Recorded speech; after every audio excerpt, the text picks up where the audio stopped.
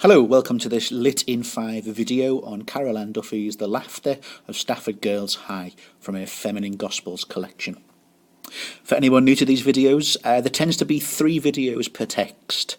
One for context, one for form and structure, and the third for language.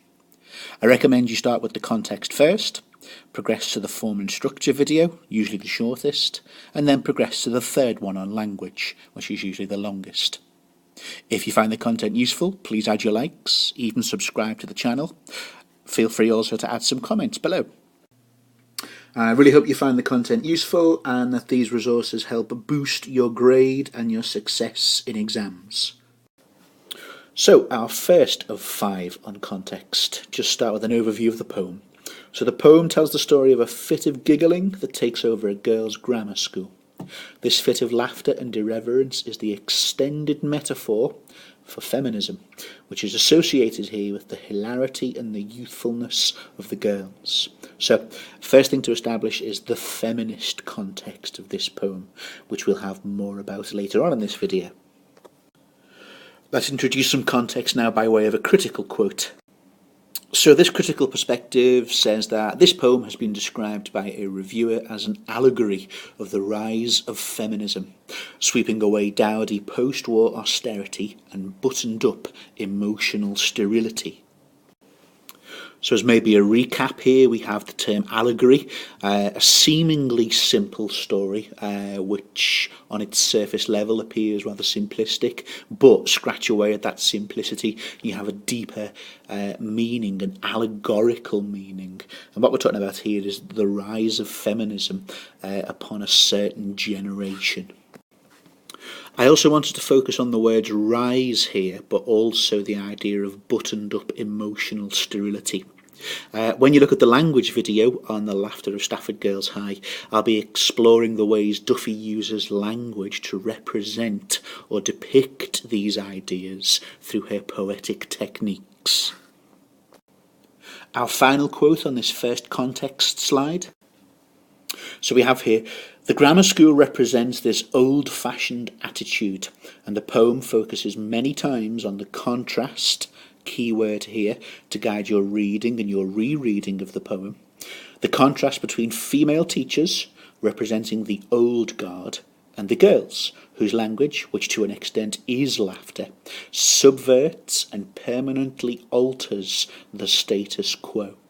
So we'll be talking a lot about subversion, particularly in the language video, where you subvert, you challenge, you take on the system.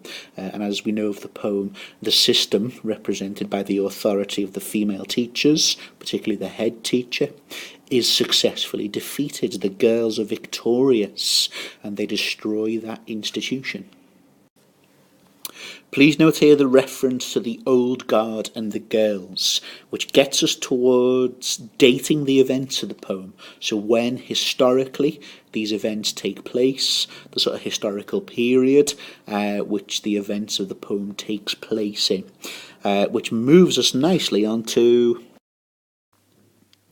our second of 5 in terms of context. So this opening quote says the poem takes a look at the differing effect of second wave feminism on different generations. Now, so second wave feminism puts us in the post-war period, post-World War II, mid to late 40s.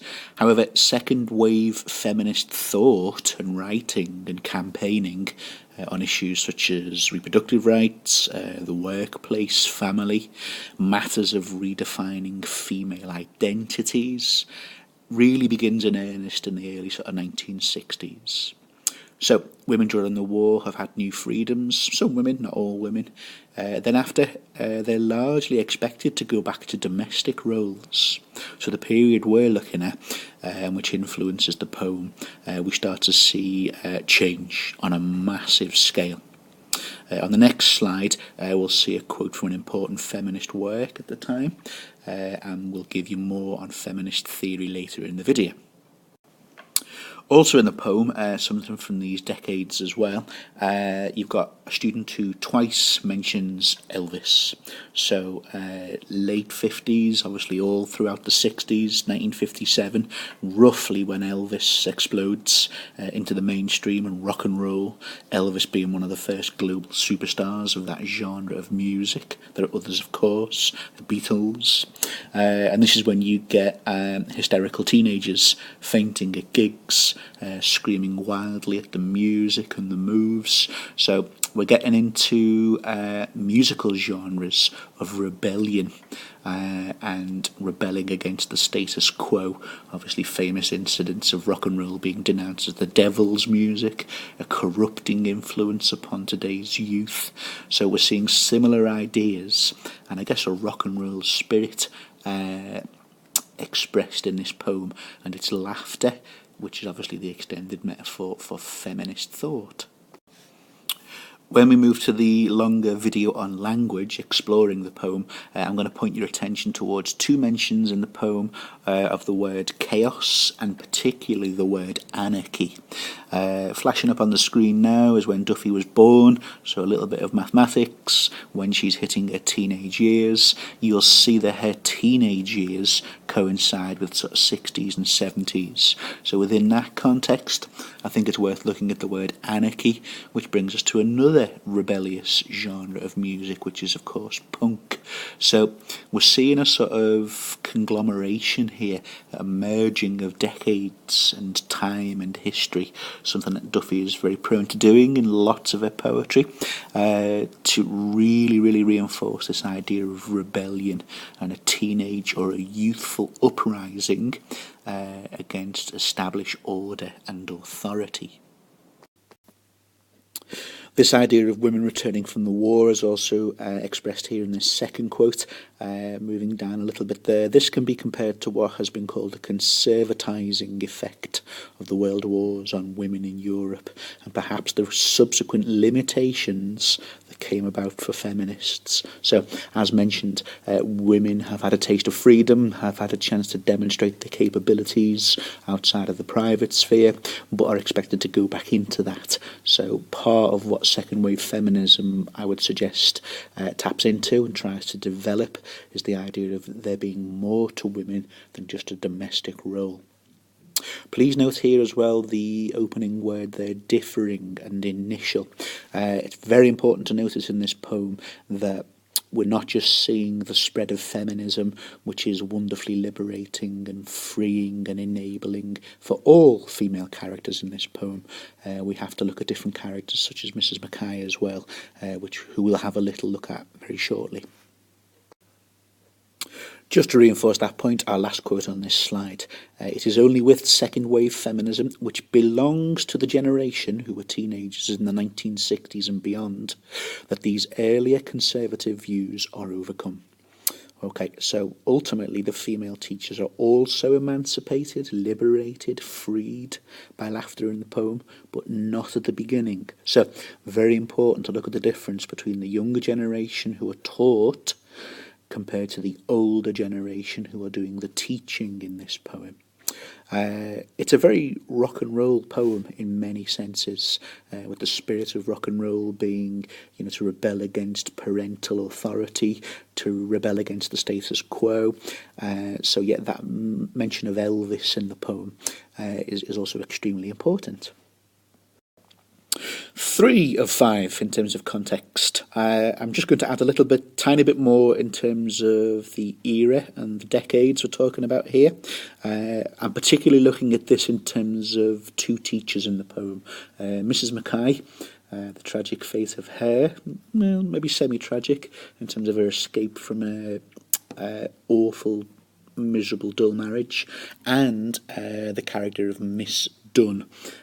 Perhaps there's a little sort of aptonymic homophone there in terms of D-U-N-N, but also D-O-N-E in terms of she's done with this kind of stifling existence, and certainly has an amazing character development throughout the poem. So this slide is giving you an idea of some of the ideological context in terms of feminist thinking, having a quick look at some of the publications from this time. The first one here is from the 1960s, from a book called The Feminine Mystique by Betty Friedan, but also you have The Second Sex by Simone de Beauvoir, the title referring to how women are positioned as the inferior or the weaker sex here. That's a major idea challenged in this really important feminist work. Okay, so we're looking at a quote from Friedan's text here, but this is equally a sentiment expressed in de Beauvoir's work as well. Women want something more than my husband and my children and my home. Now this is absolutely reflected in the poem by the enterprising and often heroic escapades the teachers get up to. There's a really big stanza where they go off and open a restaurant abroad, they climb up mountains, they leave the profession to do all sorts of interesting and varied occupations, and their identity then becomes something more, something beyond what has been previously expected of women. It's a very important and repeated focus of Carol Ann Duffy's poem, the difference between female identity in the private sphere compared to female identity in the public sphere. Moving on to 4 of 5 in terms of context, some theoretical context here in terms of some French feminist theory. Slightly complicated at first, but stick with it. So we have a term coined here by Jacques Lacan called jouissance, which doesn't translate into English perfectly, but you're kind of circling around the areas of joy and pleasure. The French feminist Kristeva is then influenced by this idea. She takes this and she also identifies a specific feminine jouissance, which according to her is linked to the mother and the female body. And she takes this idea to argue that art is the flow of jouissance into language. And then she gave us some characteristics of that. So she spoke about sort of like musical and rhythmic language, which she ties back to the womb, our first sounds, all very interesting and wild theoretical stuff. That will be really important to us when we go to the language video and we look closely at Duffy's techniques and use of language. Kristeva and other French feminists as well, not just her, embrace this concept of jouissance as a positive, liberating and disruptive force, and then they use this to establish what we're more interested in is something called an écriture féminine, an effect femme, a female effect, a female way of using language in writing. Their reasoning for this, their justification, was that feminists and French feminists argue that language itself is a system of oppression which reinforces male hierarchy and female subordinacy, their subordinate status. So this idea of an écriture féminine would be a way to subvert, challenge and overthrow that. A definition of it from Kristeva to characterise what's typical of it. An écriture féminine disrupts and disperses the authoritarian subject, strikes free of the oppressive order and rationality. Think of rationality in terms of those awful, boring alphabetical lists that the girls in Stafford High have inflicted upon them. Masculine language represents the symbolic, linear and authoritative, again linked back to the kind of lessons. Écriture féminine threatens to unleash chaos where there is order. So this is all fine and dandy, some nice French feminist theory, but steering it back to our poem and the relevance of it. So what does this language subvert? What does it disrupt? How does this go about disrupting? So what we need to consider here is écriture féminine and jouissance, disrupting hierarchical binary oppositions, which is what a lot of French feminists argue a patriarchal language is based on. So for example, this branch of feminism would argue how language itself is structured hierarchically.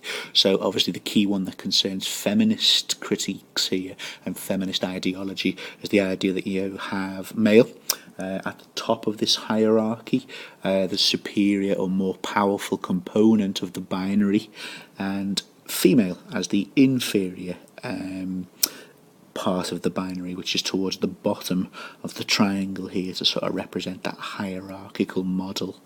Let's have a look at a few examples of hierarchies which are subverted and overturned within the poem on the next slide. And 5 of 5. So with that idea of subverting hierarchical binaries that we mentioned on the previous slide, I've put here at least 4 things, or 4 binaries that are overturned and subverted by this poem. So first of all, order. That would be hierarchical, particularly in the educational context the poem is set in. However, and chaos would be deemed inferior or not wanted. Clearly chaos reigns in this poem. Chaos is celebrated clearly in relation to the pupils and their rebellions. More of that when we look at language. Learning and education for similar reasons. However, fun and playfulness, which does have links to chaos, of course, in this poem, is clearly privileged.